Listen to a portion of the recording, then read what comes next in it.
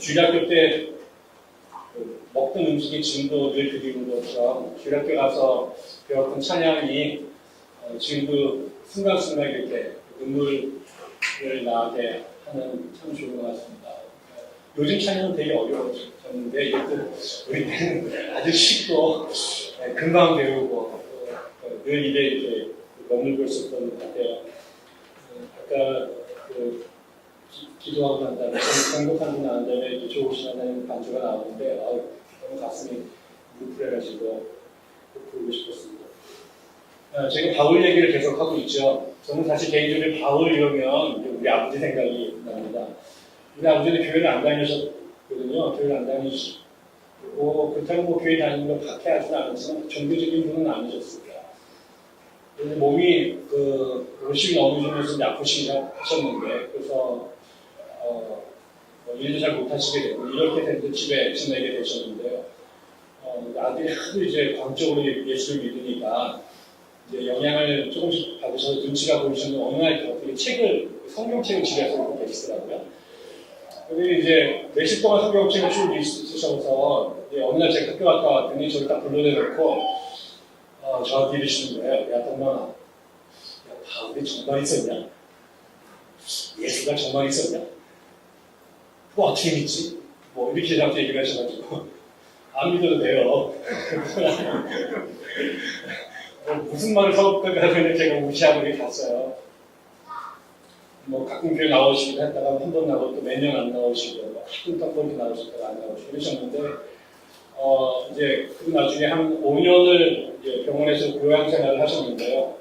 돌아가시기 얼마 전에 이제 몸이 좋아지셨다가 뭐 계속 했는데 갑자기 돌아가셨는데 몸이 조금 괜찮으셔서 이제 병원에 한 달에 20일은 병원에 계시고 열흘은 저희 집에 와 계시고 이렇게 생활을 쭉 하셨습니다. 근데 오늘 오셔가지고 한 번은 제가 전화를 이렇게 드렸더니 제가 전화를 잘 안 하거든요. 지금도 저희 식구들은 서로 전화를 안 하고 삽니다. 그게 제가 아주 단점인데 관심이 없는 건 아닌데 전화기를 붙잡고 이렇게 사람한테 이 짓을 잘 못해요. 오는 거 내가 봤는데 우리 아버지가 전화 좀 해라. 부정이 생각하고 샀는데 전화 한번 해라. 그리고 제가 또 전화를 안 드렸죠. 어느 날 이제 제가 아버지가 그리워서 전화를 드렸더니 야, 내가 오늘 예배 갔다. 그리고 또 얼마 좀 지나고 나서 야, 내가 오늘 감사한 분이 들었다. 근데 미치겠더라고요. 어떤 사람들은 헌금 내는 거에 대해서 욕하는 사람도 많고 한국교회가 헌금 때문에 잘못한 짓도 참 많잖아요. 근데 저는 우리 아버지가 하나님께 예물을 드렸다라고 이게 저한테 고백을 하시는데 전 잘 모르겠습니다. 우리 아버지가 하나님과 인격적인 교감을 하셨는지 심지어 저는 그런 얘기를 한 번은 나눈 적은 없지만 자기를 돌봐주는 강요사들의 손에 이끌려서 이제 병원에서 있는 체크에 참석을 하셨는데 그런데 저는 그 고백이 저에게는 나 예수 믿어 하나님 계셔 라고 하는 고백으로 들렸습니다. 좀 더 오래 계셨으면은 아들이 안수받는 것도 보시고 아들의 설교도 들으시고 이랬을 텐데 지금은 이제 그게 제일 아쉽습니다. 그럼에도 불구하고 이제 제가 바울의 이야기를 할 때마다 우리 아버지가 저한테 처음 당신 스스로 주체적으로 성경을 자발적으로 꺼내서 읽으시면서 저한테 첫 마디가 바울이 정말 있었느냐라고 고백했던 그분이 나중에 내가 오늘 주님께 예물 드렸다. 나는 이 고백으로 이렇게 짧은 기간이긴 하지만 마무리되는 것을 보면서 아버지에게는 바울이 어떤 사람으로 기억되고 가셨을까 뭐 이런 생각들도 하게 되고 결국 우리 아버지의 신앙생활의 이렇게 그 단초가 바울이라고 하는 사람에 대한 궁금이었던 것 같아요. 저는 오늘 이렇게 우리가 오랜 시간 동안 우리가 바울의 이야기를 쭉 나누고 있는데 다시 우리 안에 그런 생각들이 들었으면 좋겠습니다. 바울이라는 인물에 대한 지적인 고민이 낮 순간인가는 우리가 언젠가 지나서 기쁨으로 주님께 제물을 드리면서 하나님 고맙습니다 라고 하는 이런 예배로 승화되면 얼마나 좋을까 이런 생각들을 좀 해보고 또 더 나아가서 바울처럼 우리를 하나님 앞에 거룩한 제물로 올려드리는 그 자리 그래서 바울이 갔던 그 자리에 다음 바톤을 이어받아서 또 21세기의 한국 땅에서 우리의 모양대로 또 다른 바울이 돼서 살아가는 모습들로 이어지면 얼마나 좋을까. 뭐 이런 기대를 좀 해보고요. 그 일들이 우리 자식들한테 벌어지면 참 좋겠다. 이런 생각들을 많이 해보게 됩니다. 제가 10월 달에는 종교개혁 설교를 한 달 동안 하기로 기도하고 있습니다. 그래서 종교개혁에는 특강을 하지 않고 루터가 선포했던 메시지를 같이 제가 나눠보고 싶어서 그 전까지 사도행전을 끝낼 생각을 해서 지금 제가 강행군을 하고 있습니다. 오늘 26장 같이 보게 됐는데요. 오늘도 우리가 읽은 본문은 계속해서 동어 반복을 하고 있습니다. 바울은 아그리빠 임금 앞에서 자기의 신앙 간증을 할 수 있는 기회를 얻었고, 이 시간에 바울이 자기의 간증을 이제 그 아그리빠 임금에게 하게 되죠. 그 내용이 오늘 이제 한 장 전체에 걸려 있는 이제 주된 내용입니다. 근데 우리가 이제 다시 바울 얘기를 한번 돌이켜 보면 바울은 이렇잖아요. 우리가 다 바울이 이제 초반에 자기가 어떤 사람이었는지에 대해서 계속 기억합니다. 그래서 우리가 계속 바울의 설교를 따라가거나 혹은 바울의 이 일대기를 쭉 따라가다 보면 바울의 모든 설교는 자기의 간증으로부터 시작이 되는 거죠. 내가 전에 들었던 혹은 내가 학습했던 하나님이 아니라 자기가 부인하고 그 다음에 반대하고 박해했던 예수, 그 예수를 당신이 다메섹에서 극적으로 만났던 체험, 그리고 나서 자기가 그분께 사명을 받았던, 그래서 자기가 이렇게 됐다라고 하는 그 이야기를 먼저 자기 이야기를 쭉 들려주게 되고, 그 다음에 예수가 누구인지를 이제 보다 구체적으로 증거하게 되잖아요. 우리가 우리의 삶에 보면 예수님은 하나님의 아들로 태어나셔서 이 땅에 십자가를 향해서 복음을 쭉 전하시는 삶으로 살다가 가셨어요. 그다음에 나머지 예수님의 12 제자도 보면 예수님에게 적대적이었던 사람은 거의 없었어요. 그냥 뭐 아무 생각이 없었거나 그냥 평범하게 살던 그냥 이스라엘 민중이었죠. 그냥 어부였고. 근데 그 사람들한테 가서 그물로 고기 잡는 기적을 베풀어 주시면서 나를 따르라. 그랬더니 그냥 따르고. 마태는 그냥 세관 관원에 앉아 있은 주님이 와서 나를 따르라 그랬더니 돈통 놓고 따르고. 그 전에 예수님과 그들 사이에 무슨 갈등이라든가 어려움이 있었거나 혹은 주님을 반대했거나 이런 얘기가 없어요. 그래서 굉장히 쉽게 전도가 돼서 예수님을 따라 나섰습니다. 물론 그 안에 내적인 갈등이 없을 수는 없었지만 예수님과 관계가 어그러졌는데 적대 관계였는데 이것이 뒤집어진 그런 관계가 아니었습니다.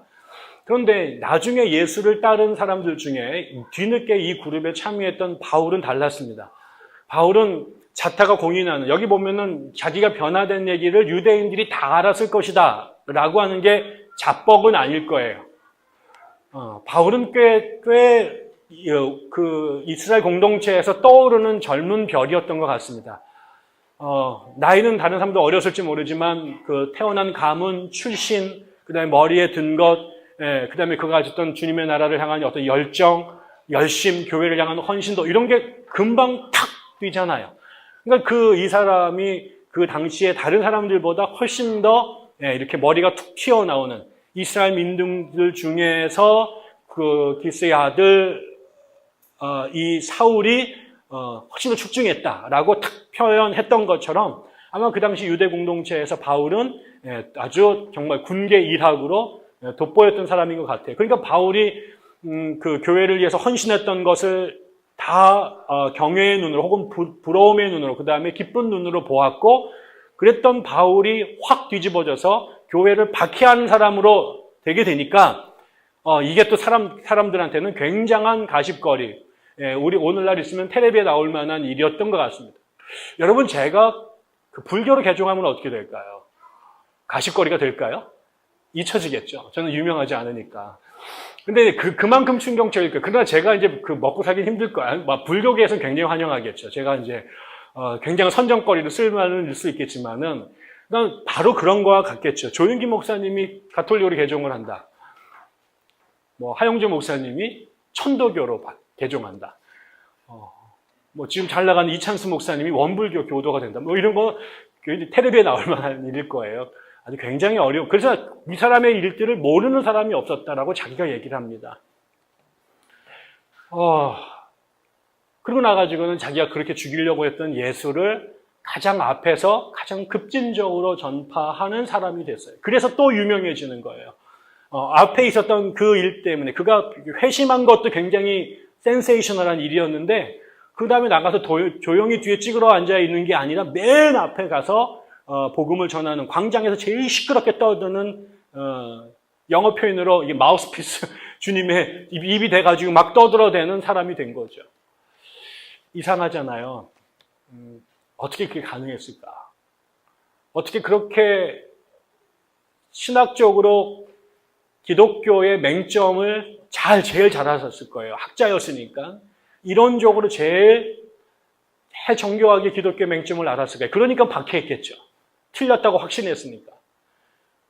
그냥 보통은 확신만 하고 침만 뱉는데 이 사람은 확신만 한 게 아니라 그 도당을 제거하기 위해서 영장을 발부받아서 군중들을 데리고 테러를 하러 달려갔던 사람이죠.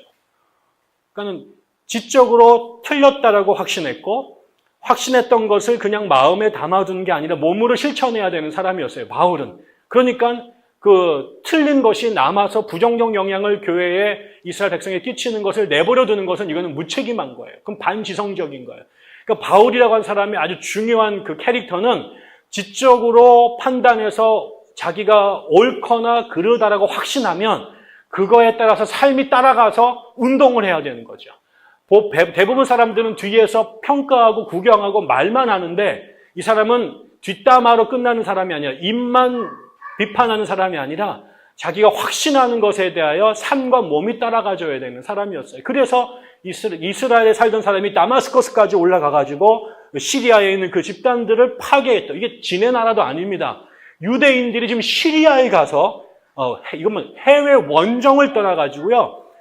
지금 기독교 공동체를 파괴하겠다는 사람이에요. 이게 보통 사람입니까? 보통 사람들은 자기네 그 식구들한테도 그러기가 하기가 어려운데 지금 외국 해외 원정을 떠나는 거예요. 그것도 혼자 가는 게 아니라 열심당원들을 모아가지고 그 사람들을 죽이겠다라고 하고 간 사람이죠. 그랬던 그 바울이 이제 기독교 공동체를 훼손하려고 했던 사람들이 그 예수를 증거하는 사람으로 확 뒤집어져가지고 남은 생애를 보낸 거예요. 도대체 어떻게 가능했을까? 우리가 말하는 회심, 하나님을 향하여 반대하던 사람이 하나님을 향하여 지지하는 사람으로 삶의 방향을 돌이키는 것, 콘베레, 하나님과 더불어 돌아서는 것, 이거의 가장 극적인 모델이 바울이죠. 그럼 바울이 어떻게 이렇게 됐을까? 이게 다른 게 아니에요. 오늘 성경에 보면 바울이 자기가 어떻게 하다 이렇게 됐을까라고 하는 것을 두 가지를 고백해요. 하나는 자기가 주기로 갔던, 그 다음에 거짓이라고 생각했던, 사이비 광신도라고 말했던, 이단 종파의 교주라고 생각했던 그 예수를 봐요. 예수를 만나요. 자기가 만난 게 아니라 예수가 주님을 찾아오시죠. 예수가 주님을 찾아온 게 아니라 예수가 바울을 찾아왔어요. 제가 그런 간증한 적 있나요? 제가 밖에 나가서 이 간증 많이 하고 다니는데, 제가 교회를 처음 개척했을 때, 집에, 우리 이제 교회에 이제 기도하러 가게 됐죠. 제가 섬기던 교회를 가게 됐는데, 그 교회가 이제 상가 지하에 있었습니다. 그래가지고 이제 제가 교회로 가기로 결정을 하고, 저녁에 수업이 끝나고 난 다음에 10시가 넘어서, 제가 이제 앞으로 섬기게 될 그 주사랑 교회에, 기도하러 갔습니다. 내가 앞으로 섬길 교회니까. 네, 갔는데 그 교회가, 상가 지하에 있는데요. 이렇게 빨간 휘장과 하얀 휘장으로 되어진 게 계룡산에 있는 산당같이 생긴 곳이었어요. 제가 여기서 기도를 드리는데요. 정말 뒤에서 무엇이 보이니? 막 이러는 것 같아요. 뒤에서 뭐가 이렇게 나타나가지고 제 뒤에 정말 그런 거 있잖아요. 이렇게 뼈지뼈지 이렇게 해서 제가 한 3분 정도 기도했는데 무서워서 기도를 못 하겠어요. 그래서 제가요 도망 나왔습니다. 저도 기도 좀 하는 공동체에서 자랐어요. 저희가 산상기도 많이 다녔고요. 저도 뭐 기도원 좀 다니면서 기도하던 사람도 있었고, 우리 교회 뭐 새벽 기도, 철야 기도 이런 거 밥 먹으면서 자랐어요, 제가. 저도 아주 요란하게 기도하는 사람이었는데, 이게 3분을 못 견디겠어요. 무서워가지고. 그래서 제가 도망 나왔죠. 그래서 제가 집에 돌아와서 우리 아내한테, 나 이거 교회 못 다니겠다. 이거 큰일 났다. 내가 목회를 해야 되는데 교회가 무서워서 기도를 못 한다. 어떻게 할까? 그래서 리모델링을 하자. 집이 그냥 너무 무섭다, 교회가. 이건 성령이 계시는 게 아니라 귀신이 거하는 것 같다. 그래서 커튼을 다 제거하고 하얀 페인트 칠을 하고 그다음에 이 라이트의 볼륨을 확 높여서 귀신이 들어올래야 들어올 수 없도록 환하게 만들자. 근데 우리 아내가 극심히 반대하는 거죠. 지금 교회 개척한 것도 아주 경제적으로 타격이 컸고 아주 못마땅해 죽겠는데 그 리모델링을 이거 제거하고 페인트 칠하고 형광등만 바꾸는데 견적이 950만 원인가 나왔어요. 그 돈이 어디 있어요? 그래서 내가 이거 하자. 그러니까 뭐 우리 아내가 아주 삐졌습니다. 결국 내가 우리 어머니한테 가가지고 울면서 300만 원만 땡겨달라고 한국만 빌리고 우리 아이들 돌반지 그다음에 100일 반지 다 팔고 그다음에 나오면서 교회에서 받았던 전별금 다 꼬라 박아가지고 이제 그 공사를 하게 됐습니다. 교회 공사를 하게 되면 새벽 예배를 못 드리잖아요. 공사를 하게 되면. 그래서 저희 집에서 기도를 하게 됐습니다. 그래서 우리 아내랑 둘이서 새벽 예배를 드리자. 새벽에 일어나가지고 이제 기도를 하기 시작했죠. 우리 둘이 다 새벽 예배를 한 지가 하도 오래돼가지고요. 너무 힘들더라고요. 한 6시에 일어났는데 바지락바람으로 둘이 앉아가지고 이제 기도를 드리는데 거의 비몽사몽으로 야 빨리 끝내고 빨리 자자. 뭐 이게 이제 우리들의 얘기였죠. 그래서 빨리 후딱 끝내고 이제 성경 한 구절 읽은 다음에 대충 얘기하고 빨리 자려고. 자기들은 기도 한마디 해야 되지. 그래서 이제 잠깐 기도를 하기 시작했습니다. 기도를 하는데 우리 돌아가신 장인어른 이런 분들이 예수 안 믿는 게 생각이 난 거죠. 결혼하면서 안 믿는 처가댁을 위해서 우리가 선교자 3명 감당하겠다고 갔는데 결혼하고 좀 기도했던 것 같아요. 근데 얼마 지나고 나가지고 잊어버리고 기도 안 하고 쭉 그렇게 20년 가까이 세월이 10년 이상 간 거죠. 그게 생각이 나기 시작해서 우리가 어른들을 위해서 기도하자라고 기도하는데 이게 막 눈물이 쏟아지기 시작을 하긴 한 거예요. 막 그래서 잠이 가시고 이게 점점 거세지기 시작하면서 우리가 아주 심하게 기도를 좀 했습니다. 막 아마 옆집에서는 누가 돌아가신 줄 알았을 거예요. 새벽 빌라에서 막 통곡 소리가 나니까. 기도가 끝나고 나서 제가 우리 아내한테 물었습니다. 여보, 우리 조윤기 목사님한테 새벽기도 주사랑교회 오시라고 초청하면 오실까? 그랬더니 우리 아내가 정신 나갔어요. 서울에서 여기까지 멀어서 안 올 거예요. 그래, 그분 머니까 안 오시겠지. 그러면 옆에 계시는 우리 5분 거리에 계신 장경동 목사님 가까운 데 오시라고 그럴까? 오실까? 그분이 얼마나 비싼데 그분이 와요, 새벽 기도에. 성도도 2명밖에 없고 사례비 못 드리잖아. 그렇지. 조윤기 목사님 멀리 계셔서 안 오고 장경동 목사님은 비싸서 못 오시잖아. 그렇지? 야, 그런데 이 새벽에 전 세계에서 제일 조그만 이 주사랑 교회에 성령님은 오신다. 가장 멀리 계신 분, 가장 비싼 그분이 세상에 가장 가난하고 작은 교회에 우리에게 오셨다. 야, 우리 목회할 수 있겠다. 이런 간증을 우리가 그날 첫 새벽 예배 때 드렸던 것 같습니다. 그분이 우리한테 뭐 덕만아 이렇게 오시지 않았어요. 내가 보이니 이렇게 말하지 않으셨어요. 우리가 뭐 장풍이 날아가가지고 공중부양을 한 것도 아니에요. 우리가 입에서 방언이 터진 것도 아니고 우리의 암이 터진 것도 아니에요. 그런데 우리가 그날 분명히 느낄 수 있었어요. 그 새벽에 일어나서 그 피곤한 우리가 우리에게 부모님들 이름을 기억나게 하고 교회도 귀신 나오는 교회에 우리가 가겠다고 결단하고 멀쩡히 다니던 교회에 사표 내고 개척하기 시작했을 때 아무도 우리에게 온 사람이 없었어요. 심지어 그 교회는 나를 개척으로 내보내면서 그 3,000명이 넘는 대형 교회는 목사님이 그 교인들 중에 한 명이라도 그 교회로 갈까봐 그 밑에는 모든 교육자들한테 금종령을 내려서 그 교인들 중에 한 명도 우리 교회 온 사람이 없어요. 그리고 두 가정이 니고데모처럼 교회한테 들킬까봐 주일날 다니면서 수요 예배 때, 그 다음에 새벽 예배 때 같이 와서 기도해 주시고 주일날은 그 교회 예배 드리고 그러다가 수요일이나 어느 날도 교회에서 우리 교회 전교인 수요 예배 그러면은 거기 쭉 가가지고 저희는 우리끼리 둘이 있고 그랬습니다. 첫날 개회배를 드렸더니 150명이 왔어요. 그래가지고 막 그 작은 교회가 터질 것 같이. 그래서 막 삼계탕 우리 하여튼 뭐, 이거 뭐지? 우리가 하여튼 이 갈비탕 많이 샀습니다. 근데 그 다음 주에 아무도 안 오고, 우리 꼴랑 우리 식구 5명 딱, 남아서 교회를 시작하게 된 거죠.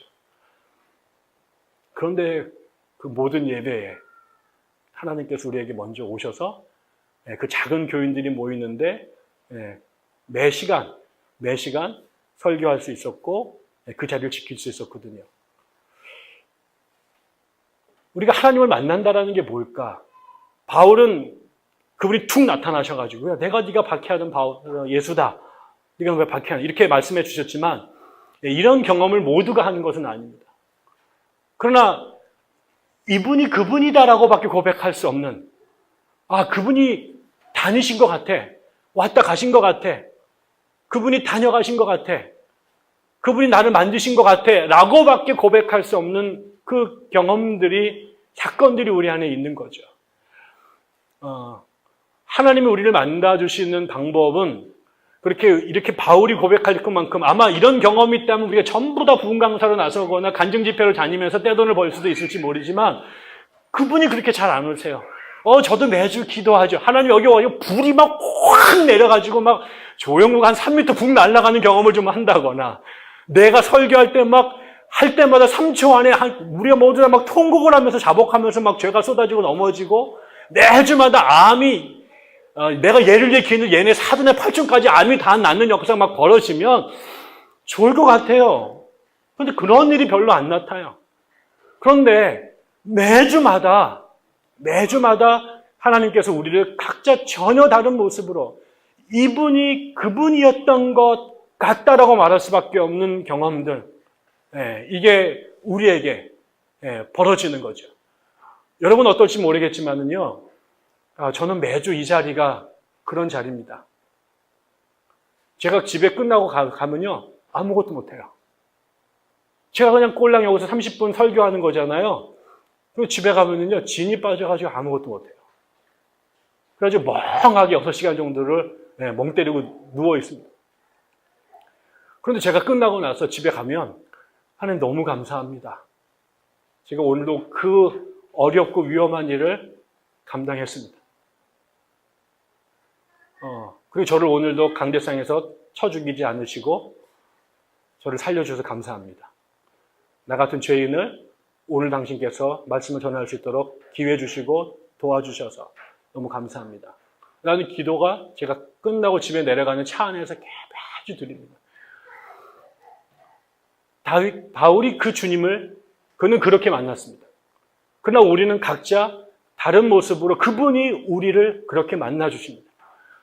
선포되는 말씀을 통해서, 읽는 책을 통해서, 그 다음에 옆에 있는 친구의 따뜻한 눈빛을 통해서, 때로는 친구가 나를 위해서 사주는 밥 한 끼를 통해서, 때로는 엄마가 나를 위해서 눈물을 흘려 기도하는 그 기도를 통해서, 또 때로는 혜성 형제가 타주는 커피를 통해서 저는 정말 매주 그분을 경험하는 거죠. 바울이 주님을 이렇게 만나요. 그 다음에 그 주님을 만났는데 그분이 뭘 하셨냐면 내가 너를 민족의 새로운 조상이 되게 하고 아니면 새로운 유대 제사장이 되게 하고 바리새파의 수장이 되게 하고 내가 로마로 유학시켜주고 그리스 아카데미의 학장이 되게 하고 뭐 너의 가문에 로또를 주고 이렇게 말씀하지 않았어요. 주님이 자기를 만나고 나서 준 두 번째 사명이 내가 네 나를 왜 박해하느냐라고 얘기했던 거고요. 두 번째로는 내가 너를 나의 종과 증인으로 삼겠다. 근데 네가 가서 뭘 할 거냐? 네가 나를 만난 것. 그다음에 앞으로 네가 너에게 벌어질 일들을 전하는 사람이 되게 해주겠다. 이거 뭐예요? 지금 바울에게 지금 예수를 만난 거 이거 밖에 나가서 말하는 순간 바울 뭐 돼요? 또라이 돼요. 그런 사람 없어요. 부활을 말은 다 하지만 바리새파처럼 모두 다 부활이 있다고 신학적으로 규정하고 말은 하고 고백하지만 이스라엘 사람 가운데 부활을 경험했던 사람은 한 명도 없어요. 바울이 뒤집어진 건 바로 이 부분이에요. 바울도 부활을 알고 있었어요. 바울을 설교했었을 거예요. 바울을 가르쳤을 거예요. 바울이 아니라 부활을 가르쳤을 거예요. 성경 들고 부활을 자기하고 사두개인들과 싸워가지고 지적으로 자기가 우월하다고 자기네 신학이 신신학이라고 우리가 성경을 제대로 읽었다고 뻐기고 다녔을 거예요. 그러나 그들 가운데 부활을 실제로 경험한 사람은 한 명도 없었어요. 그런데 그 바울이 자기가 말만 하고 자기도 본 적도 없고 믿지도 않았던 그 부활이라고 하는 사건을 예수를 통해서 눈으로 봤어요.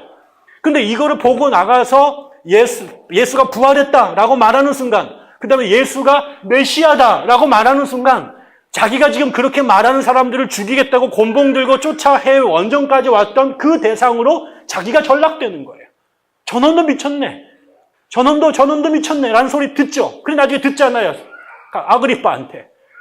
그러니까 예수님께서 당신을 박해하던 이 바울을 만나서 보여주신 것은 부활하신 당신의 모습이었고, 그 다음에 그에게 주신 약속도, 내가 다른 사람들이 말하는 것처럼, 예수 천당 불신 지옥뿐만 아니라 예수 믿으면 만사형통, 그 다음에 이 땅의 부귀영화를 누리겠다라고 하는 그런 것, 범사가 잘 되고 내 영혼이 잘 되고 강건하기를 축원하라, 이런 것에 암만하던 그런 복음을 준 게 아니라 네가 나한테 했던 그 짓을 고스란히 당하는 사람으로 너를 부르겠다라고 말해요. 네가 나를 본 것, 내가 너에게 준 메시지를 전하는 사람이 되겠다라는 것은 다시 말하면 너도 내가 당한 것을 그대로 당하는 사람이 될 것이다 라고 초청한 거예요. 저는 여기에서 주님을 만난다 라고 하는 말이 뭘까? 그 다음에 주님께 받는 사명이다라는 게 뭘까? 더 나가서 진짜 종교와 짝퉁 기독교의 차이가 뭘까? 이 땅의 예수 쟁이들을 낚으면서 부귀영화, 세속적 부귀영화를 보상으로, 상품으로, 경품으로 내세우는 종교, 그거는 거짓의 증거입니다.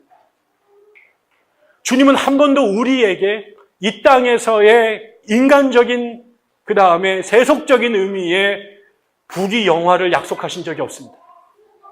이 땅에 당신과 가장 가까웠던 사람, 당신과 가장 닮았던 사람, 예수님 이후에 예수의 역할을 감당했던 가장 위대한 그리스도인 바울에게 주께서 주신 알파와 오메가의 약속은 나처럼 된다는 것입니다. 그 일을 바울이 경험하고 그 다음부터 그 일들을 하기 시작합니다. 아니나 다를까요? 바울이 예수의 부활을 전하고 예수가 메시아라고 하는 이 이야기를 전하는 순간 자기의 모든 친구들이 자기의 적대자들이 됐고요. 자기를 부러워하던 사람들이 바울이 미쳤다라고 얘기를 하기 시작했고, 바울은 그 공동체에서 쫓겨나는 사람이 됐습니다. 그리고 나중에는 그의 목숨까지 노리는 그런 위태로운 삶에 처하게 된 거죠. 여러분 살만 루시드라는 작가 아시나요? 살만 루시드라고 아랍계 소설가입니다. 근데 이 사람이 소설을 썼는데 마호메트에 대하여 그 치부를 드러내는 그런 소설을 썼죠. 영국의 작가인데, 그러자 무슨 일이 벌어졌냐면 호메이니가 공개적으로 살만 루시드의 암살을 지시합니다. 그래서 전 세계에 있는 무슬림들이 자기의 그 교조를 모욕했다라고 하는 이름으로 신앙의 열혈 청년들이 전 세계에서 살만 루시드를 죽이기 위해서 모이게 되죠. 그러고 나서 지금 한 30년 지났을 거예요. 지금까지 루시드는 숨어 삽니다. 아직까지 안 죽었어요. 그것도 놀랍습니다. 그것도 안 죽었는데 그 이후로 이 사람이 같은 아랍계 피를 가지고 있는 사람인데 그 사람이 자기의 이슬람교를 그 다음에 그의 교조를 비난했다라고 하는 이유 하나만으로, 그런 글을 썼다라고 하는 이유만으로 이 사람의 책은 엄청나게 많이 팔렸지만 그는 평생을 숨어 살아야 됐던 거죠. 바울이 지금 예수를 죽이는 사람이어서 예수를 전하는 사람으로 바뀐 이후의 그 바울의 삶은 바로 그 살만 루시드의 삶과 같은 것이었습니다. 그래서 바울의 삶은 그때부터 한 번도 편하게 마음 편하게 살 수 없었고요. 언제 잡혀 죽일지 몰랐고요. 사람들이 가는 곳마다 돌과 침이 날아오는 삶을 살 수밖에 없었습니다. 근데 그 바울이 오늘 유대인들의 임금인 본봉왕 아그리빠 앞에서 자기를 변호할 수 있는 절호의 기회가 주어졌는데, 그때 변호하라고, 너 살려줄 테니까 네가 왜 석방시켜야 되는지 말해보려고 기회를 줍니다. 근데 거기에서 바울이 또 무슨 짓을 하는 줄 압니까?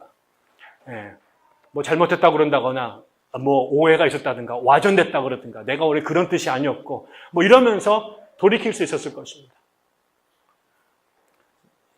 이게 왜 중요하냐면요. 이건 우리 성결교 교회, 성결교 교단의 부끄러운 역사이긴 하지만, 저희 성결교회는, 제가 다닌 성결교회는 중생, 성결, 신유, 재림이라는 이 사중복음이라는 걸 아주 중요하게 생각합니다. 특별히 이 재림이라는 걸 아주 강조를 하는데요. 그 재림신앙이 성결교회의 트레이드 마크였어요. 그런데, 일제 때 성결교회 집사들 중에 이 일본의 이 강압 통치가 너무 강하니까 그때 이제 재림신앙이 굉장히 유행하게 됐거든요.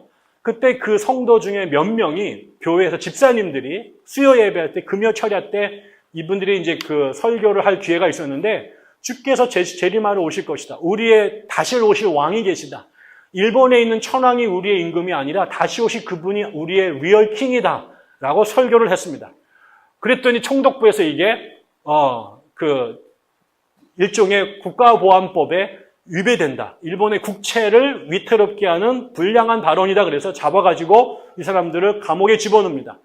그러니까 이 사람들의 이 성결교회 전체 책임자였던 이명직 목사님이 이제 그 사람들을, 왜냐면 이게 이제 잘못하면 성결교 전체로 문제가 번질 수 있으니까 찾아가서 일본 경찰들을 만납니다. 그러면서 그분이 그 사람들한테 뭐라고 말했냐면, 우리가 믿는 재림이라는 게 진짜 그런 게 아니다.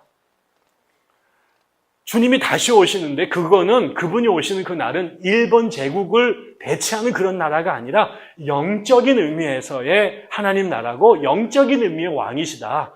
그러니까 그 왕이 지금 천황을 대시하는 그런 게 아니다. 라고 변명하고 사람들을 빼왔습니다.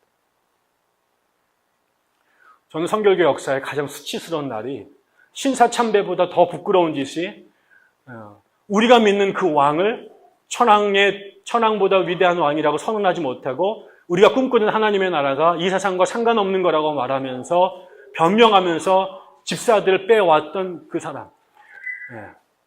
성결교 역사에서는요, 신사참배를 위해서 회의를 한 기록도 없습니다. 그냥 가서 했습니다. 할까 말까 싸움 같은 것도 없이 그냥 가서 했습니다. 그럴 수 있었어요. 지금 바울도 말만 잘하면 여기서 풀려날 수 있었어요. 그런데 여기서 바울이 뭐 합니까? 두 가지 얘기를 합니다. 자기의 삶을 쭉 소개하고 난 다음에 그 삶이 되게 아까처럼 인간적으로 굉장히 고난스러운 삶이었어요. 사람들한테 박수 받을 만한 삶이 아니었어요. 고난의 연속이었어요. 그런데 바울이 뭐라고 고백하냐면, 하나님의 은혜로 내가 그 수많은 위협 속에서 이렇게 하나님에 대하여 복음을 증거할 수 있는 기회를 얻었습니다. 남들이 볼 때는 바울의 삶은 그야말로 개고생이었어요. 어쩌다 저렇게 사서 저런 고생을 할까? 그 똑똑하고 잘 나가는 사람이 그냥 그대로 가면 정말 이 땅에서 만사형통할 수 있었던 그 사람이 떠돌이 광신도 전도자로 전락해서 길바닥에서 살면서 늘 생존의 위협을 받으면서 먹을 거 제대로 못 먹으면서 그 잘난 사람이 텐트를 만들면서 천막을 만들면서 호구지책을 삼으면서 미친 사람 노리면서 살았단 말이에요. 그런데 세상 사람들이 볼 때 미친 소리 들었던 그의 삶을 바울은 뭐라고 그러냐면, 하나님의 은혜로 남들이 볼 때는 예수 때문에 인생 망친 것처럼 보였던 그의 삶이 바울의 눈에는 하나님의 은혜로 가득했던 순간순간이라고 말하고, 내가 죄인의 신부로 언제 죽을지도 모르는 이 위태로운 재판을 받는 이 순간도 하나님의 은혜로 내가 그분의 복음을 증거하고 있습니다. 라고 고백하고 있다는 거죠. 바울이 불행하지 않았어요. 세상 사람들은 그를 불행하다고 봤어요. 예수 잘못 만나고 인생이 넘어졌다고 생각했어요. 그러나 그거는 세상 사람들이 보는 행복이었어요. 바울이 이 길을 어쩔 수 없이 낚여가지고 예수님 하나님을 잘못하면 죽을까봐, 천벌받을까봐 그렇게 억지로 군대 끌려가듯이 예수의 종이 된 게 아니에요. 앵벌이 하는 아이들이 뒤에 있는 조폭이 감시하는 건 어쩔 수 없이 이 동양 그릇을 들고 밖에 나가서 앵벌이를 한 게 아니에요. 바울은 기뻤어요. 바울은 놀라웠어요. 세상 사람들이 비난하고 조롱하고 무시하는 그 예수를 증거하는 자리, 사람들에 의해서 경멸을 받는 그 자리, 그 메시지를 전하는 그 순간, 사람들 눈에는 그게 바보 같고 멍청하고 미친 소리가 났던 그 순간이 바울은 하나님이 나를 도우시고 계시다, 하나님이 나에게 은혜를 주시고 계시다라고 하는 하나님의 임재를 경험하는 가장 강력한 순간이었어요. 바울이 싫어서가 아니라 좋으니까, 행복하니까, 그 자리에 갔을 때만 경험하는 그분의 손길을, 하나님이 안 계시다고 말하는 그 사람들의 그 소리 속에서 하나님이 내 곁에 계셔서 나를 붙잡고 계시는 것을 경험하는 그 순간이 세상 사람들이 조롱과 비난 속에 예수의 부활을 선포하는 그 자리였다는 거죠. 많은 사람들에게 예수, 제가 어제도 어느 분을 만났습니다. 근데 어느 분이 굉장히 신실하신 분인데요. 이분이 굉장히 사회적으로 아주 좋은 곳에 계시는 권사님인데 매주마다 이화여대 연세대학교에 그 노상으로 노방 전도를 다니시더라고요. 이렇게 그 교회에 이렇게 전도지 갖고 다른 후배 집사님과 같이 다닌다는 거예요. 그런데 사람들이 너무 자기를 경멸하니까 아주 3초 안에 예수 믿으세요. 그리고 이거 딱 주고 도망가고 예수 이렇게 다닌다는 거예요. 그것도 너무 놀라운 일이잖아요. 왜? 근데 그 다음에는 자기 딸인가 아들이가 도전해가지고 엄마 그렇게만 전하면 안 되고 예수께서 십자가에 달려 죽으시고 부활하셨습니다. 이 메시지를 반드시 전해야 된다. 그런데 이 얘기를 딱 전하는 순간 예수님께서 부활하셨더니 애들이 그냥 지나가다가 딱 쳐다보더라는 거예요. 그런데 그 눈빛에 경멸과 조롱의 눈빛이 농후화되는 거예요. 근데 그거를 못 견뎌가지고 그 다음에 다시 일주일 만에 돌아와서 예수 믿으세요. 도망가고 그렇게 하신다는 거예요. 그것도 너무너무 놀랍죠. 그것도 보통 대단한 일이 아니잖아요. 그런데 부끄럽단 말이에요. 자기를 조롱하는 그 눈빛이 너무 무서워서 그걸 감당할 길이 없으니까 빨리 주고 도망가는 거예요. 그게 우리가 할 수 있는 최소한이야. 그런데 바울은 그 순간순간이 하나님의 임재를 경험하는 기적의 순간이었던 거죠. 싫어서 가는 게 아니라요, 재미있어서 가는 거예요. 전에 말씀드렸나요? 우리 어머니가 교회에 오셔가지고 제가 다시 개척을 하고 난 첫 번째 예배 드리러 가시면서 저를 붙잡고 이 앞에서 제 손을 잡고 왜 우리 큰아들은 늘 이렇게 살까? 너 왜 이러니? 꼭 이래야만 하니? 이렇게 얘기하시더라고요. 우리 어머니 눈에는 큰아들이 이렇게 작은 교회에서 계속 이렇게 어렵게 사는 게 불쌍하셨나 봐요. 어디 가가지고 우리 아들이 목사인데 그래도 뭐 이런 교회에 이렇게 자랑하고 싶은 생각이 있을 텐데 뭐 이름도 모르고. 근데 제가 그때 하나님께 제 안에 그런 마음을 주셨는데 우리 어머니 손을 잡고 그랬어요. 엄마, 재밌어요. 제가 그 다음에 엄마한테 드리지 말았던 것은 엄마가 경험하지 못하는 그 하나님, 이 자리에 갔을 때 만날 수 있어요. 여러분, 제가 이거 교회를 왜 개척했을까요? 운이 나빠가지고요? 홀라당 속아가지고요? 그거 아니에요. 만약에 제가 이 교회를 제 사명이 다 하고 하나님께서 65세 은퇴하고 난 다음에 그만두면 아마 저는 또 개척할지도 몰라요. 왜냐면 그 자리에 제가 큰 교회에 너무나 편안하게 다녔던 그 시절에 경험하지 못했던 하나님의 은혜를 제가 이 작은 사람들과 교회를 바닥에서 개척하면서 매 순간 느끼거든요. 이게 어쩔 수 없이 하는 일이 아니라 이게 놀라우니까 하는 거예요. 거기서 경험하는 하나님의 강력한 손길이 있어요. 그리고 그 말씀을 듣는 사람들, 그 교회를 찾아오는 사람들 안에 저는 무너지는 한국교회 안에 새로운 희망들을 보는 거예요. 한국교회가 다 썩었다고 말하는, 그리고 한국교회를 향하여 돌을 던지고 침을 뱉는 사람들이 우글거리는 그 시대에 이 작은 교회에 그 말씀을 듣겠다고 새벽에 일어나서 오는 그 사람들 속에 한국교회가 다 무너지지 않았구나. 한국교회 모든 영혼들이 다 패배한 게 아니구나. 하나님께서 당신의 역사를 새롭게 준비하고 계시는 거라는 것을 이 순간순간들에 경험하고 느끼는 것이죠. 그 다음에 바울이 한 발 더 나가요. 자, 남들이 볼 때 고통에 연속했던 그 순간이 그렇게 고난과 부끄러움의 순간이 아니라 하나님의 은혜를 경험하는 자리였다라는 고백. 그러고 나니까 그 다음에 더 나가죠. 그 아그리빠에게, 자기를 미쳤다고 말하는 그 사람에게 당신도 나랑 똑같이 됐으면 좋겠다. 당신도 나랑 똑같이 됐으면 좋겠다. 세상 사람들이 볼 때는 당신과 내가 비교할 수 없는 사람처럼 보이고, 당신은 이 땅에 모든 걸 가진 사람이고 가장 높은 곳에 있고, 나는 아무것도 가진 게 없고 가장 낮은 곳에 있는 사람들이 모르지만, 당신에게는 있고 나에게는 없는 게 있지만, 역으로 나에게는 있고 당신에게는 없는 게 있다. 송명희 시인이 말했던, 나 가진 것 없지만, 나는 세상 사람들이 갖고 있는 것, 나에게는 아무것도 갖고 있지 않지만, 나는 세상이 갖고 있지 못한 것, 나에게 있는 것 있다. 자기의 동전을 한 푼이라도 얻을까 하고 그를 쳐다보던 그 길거리에 누워있는 그 날 때부터 걷지 못했던 거린에게 요한과 베드로가, 나에게 금과 은은 없지만 내가 있는 걸 너에게 주는데 나사렛 예수 그 이름으로 일어나 걸으라. 예수를 만난 사람들이 세상에 향하여 줄 수 있는 가장 소중한 복. 세상 사람들 눈에는 니나 나나 다 거짓거리고 나보다 못한 놈이고 아무것도 아닌 것 같지만, 심지어는 정신병 걸린 최춘선 할아버지처럼 길바닥에서 그리고 노숙자같이 걸어 다니고 있지만, 세상 사람들은 그를 정신병자고 아무것도 가지 없는 삶의 루저라고 말하지만, 이 사람들이 세상을 향하여 당당히 외칠 수 있는 그것, 그래서 모든 걸 잃어버려도 그것 하나 때문에 오늘도 미친놈 소리를 들으면서 그 길을 계속 갈 수 있는 것, 그거는 예수가 부활하신 메시아라고 하는 이 사실.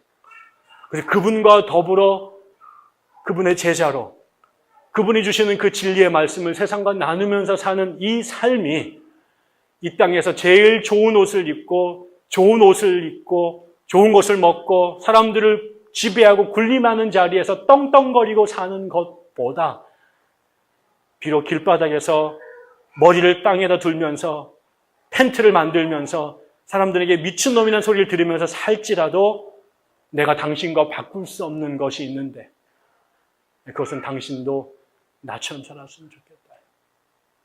더 쉽게 말하면 당신도 예수를 알았으면 좋겠다. 당신도 예수와 더불어 살았으면 좋겠다. 당신도 예수 때문에 살았으면 좋겠다. 그리고 내가 누리는 가장 낮은 곳에 있어서도 그 어떤 것을 감당할 수 없는 그 하나님이 주신 평안과 행복과 그 충만함을 내가 높은 곳에 거할 줄도 알고 가장 낮은 곳에 거할 수도 있지만, 내게 능력 주시는 자 안에서 내가 어디에 처해 있든 간에 완전한 하나님의 충만으로, 완전한 생명의 충만함으로, 완전한 진리의 충만함으로, 완전한 구원의 영생의 충만함으로 살아가는 이 삶을 아그리파 당신도 나와 똑같이 누렸으면 좋겠다. 여러분에게 도전합니다. 예수 왜 믿으십니까? 무엇을 기대하고 여기에 옵니까? 교회 와서 왜 아침마다 피곤한데 말씀을 듣습니까? 그분에게 뭘 기대하면서 엎드립니까? 제가 단언컨대 어떤 분은 잘 사실 거고요. 어떤 분은 잘 못 사실 수도 있어요. 어떤 사람은 돌아가실 때까지 병 한 번도 안 걸리고 깨끗하게 사실 수도 있지만, 어떤 분은 많은 병으로 어려움을 겪을 수도 있어요. 어떤 분들은 자식이 참 잘 커져가지고 속 안 새기고 살 수도 있지만, 어떤 사람들은 그거를 평생에 십자가로 지고 살 사람도 있어요. 아내와 남편이 죽을 때까지 80회로를 할 수도 있지만, 둘 중에 한 사람이 먼저 떠날 수도 있어요. 평생까지 경제적으로 어려움을 다 없이 누리며 살 수 있는 사람도 계실 수 있지만, 어떤 분들은 마지막 숨을 쉬는 순간까지 이 저주에서 벗어나지 못한 분도 계실지 몰라요. 그건 괜찮아요. 아니, 중요하긴 하지만, 그러나 우리가 예수를 믿을 때 갖게 되는 이 세상에 하나님 때문에 갖게 되는 놀라운 삶의 변화가 있는데요. 예수님을 알게 될 때, 그분의 말씀을 깨닫게 될 때, 그분을 주인으로 모시게 될 때, 그 다음부터 우리의 변화는 두 가지 변화가 있는데요. 비록 우리가 높은 곳에서 행복하고 살 때도 있고, 때로는 바닥에 쳐서 질병과 가난과 그다음에 온갖 문제로 내 삶이 지옥 같은 삶을 육신적으로 살지 모르지만, 오히려 그 어떤 곳에 있든 간에 그 모든 순간에 하나님이 나와 함께 계시다라고 하는 것을 경험하게 될 거예요. 남편은 나보다 먼저 떠나고 돈은 나를 버리고 가고 자식은 나를 버릴지 몰라도 내가 생각지도 않은 순간에 나를 찾아와서 나를 지으시고 구원하시고 함께 하신 그 하나님, 전에도 함께 있었고 지금도 계시고 영원토록 나와 함께 계신다는 그 임마누엘 하나님이 모든 순간에 내가 웃을 때뿐만 아니라 내가 울 때, 내 주머니 돈이 넉넉할 때뿐만 아니라 통통 빌 때, 내가 팔팔 뛰어다닐 때뿐만 아니라 산소호흡기를 끼고 누워있을 때, 모두가 떠나서 내가 양로원에서 호스피스 병동에서 천천히 죽어갈지, 세상 모든 사람들이 나를 버리고 나도 그들에 대한 모든 기억이 사라질 그 순간에조차 그분께서 우리와 함께 하실 거예요. 그리고 여러분이 온전히 성령의 사람이 된다면 그분이 보일 거예요. 그분이 느껴질 거예요. 그분이 나와 있다는 것.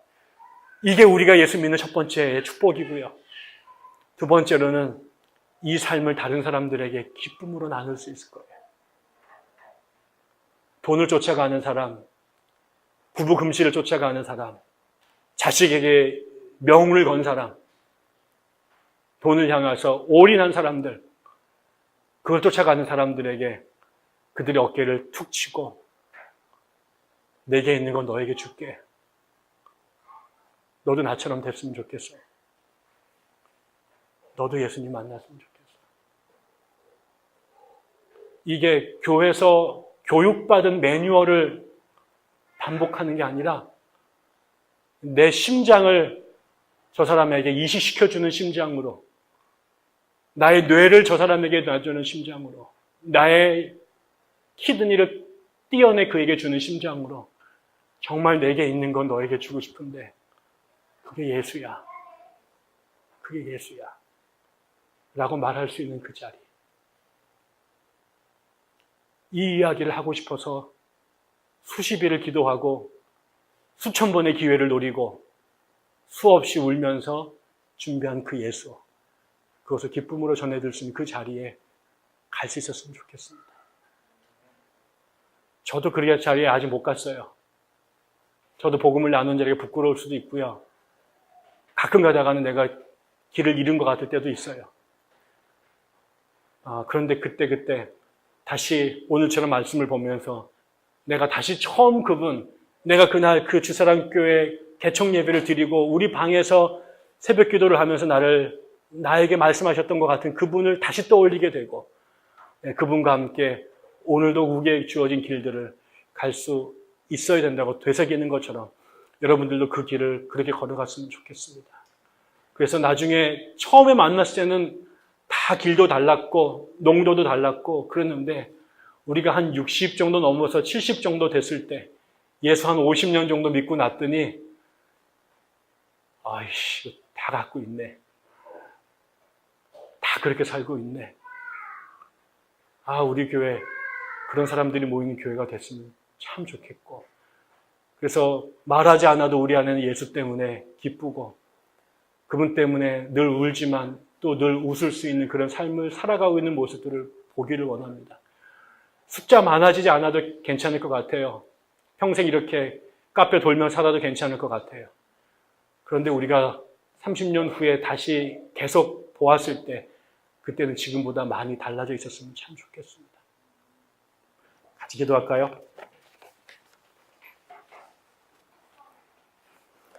이 시간에 우리 들은 말씀 같이 한번 묵상하면서 기도했으면 좋겠습니다.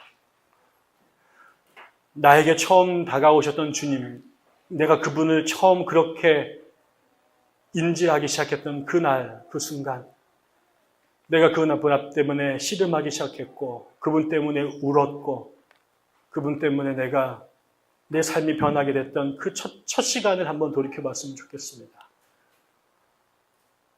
내 안에 그분이 지금도 나와 함께 계시는지, 내가 그분 때문에 내가 우는 순간마저도 행복하다고 말할 수 있는지, 내가 이렇게 주님 뒤따라가는 그 삶을 보고 이해하지 못하는 자식들, 남편들, 또 주변 사람들 앞에 내가 너도 나와 똑같이 예수쟁이 됐으면 좋겠다라고 진심으로 가슴 떨리며 말할 수 있는지 우리가 함께 그렇게 우리를 돌아보고 하나님 정말 언젠가는 우리가 조금씩 변해서 이 바울의 간증이 나의 간증으로 그렇게 내 입에서 토해질 수 있도록 하나님 도와달라고, 이것이 학습의 결과가 아니라 성령의 은혜의 결과로 그렇게 될 수 있게 해달라고 우리 같이 한번 우리 입술로 기도했으면 좋겠습니다.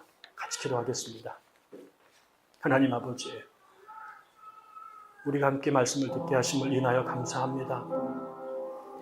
하나님, 이 교회가 하나님께 부름받은 사람들이 모인 자리입니다. 주님의 존재도 알지 못했지만 어느덧 우리 곁에 다가오셔서 우리의 이름을 부르시고 우리와 그 관계를 시작하셨던 그분 때문에 오늘도 우리가 이 자리에 앉아 있나이다. 하나님, 이 시간에 우리가 다시 한번 기억하나이다. 바울이 평생도록 다메섹에서 만났던 당신을 잊지 않기 위하여 끊임없이 그 기억을 반복하여 고백하고 되새겼던 것처럼 우리도 우리가 주님 만났던 그 첫 시간에 그 감동을 잊지 않도록 도와주옵소서. 처음 만났던 그 하나님이 그 순간에만 계셨던, 그리고 사라져버린 신이 아니라 그 이후로 우리와 어제와 오늘 또 영원토록 함께 하시는 주님이심을 우리가 깨달을 수 있도록 인도하여 주옵소서. 세상은 나를 광신이라 말하고, 세상은 나의 신앙이 나를 미쳤다고 말하게 하고, 세상이 나를 비웃을지라도 비록 나의 육신의 삶은 피곤하고 하루하루의 삶이 허망하고 허탕을 할지라도 그 모든 순간에 하나님께서 나와 함께 계셨음을 볼 수 있는 눈이 열리게 도와주시고 그것을 나의 입을 열어 고백할 수 있는 믿음을 허락해 주옵소서. 그래서 육신은 힘들고 하루하루의 삶은 피곤할지 모르지만 주님과 함께 누리는 이 땅의 사람들이 경험할 수 없고 설명할 수 없는 이 신비의 경험을 세상 사람들에게 정성을 다하여 소개하고 나누고 그렇게 하기 위하여 기도하고 우는 우리가 될 수 있도록 도와주옵소서. 그런 사람들이 모이는 교회, 그런 사람들로 변해가는 교회, 그렇게 하나님의 나라가 이루어지는 교회가 되게 하시옵소서. 가장 어리석었던 그 바울의 모습이 사실은 하나님 앞에 가장 위대하고 기가 막혔던 모습임을 우리가 깨닫게 하여 주시옵소서. 예수님 이름으로 기도하나요?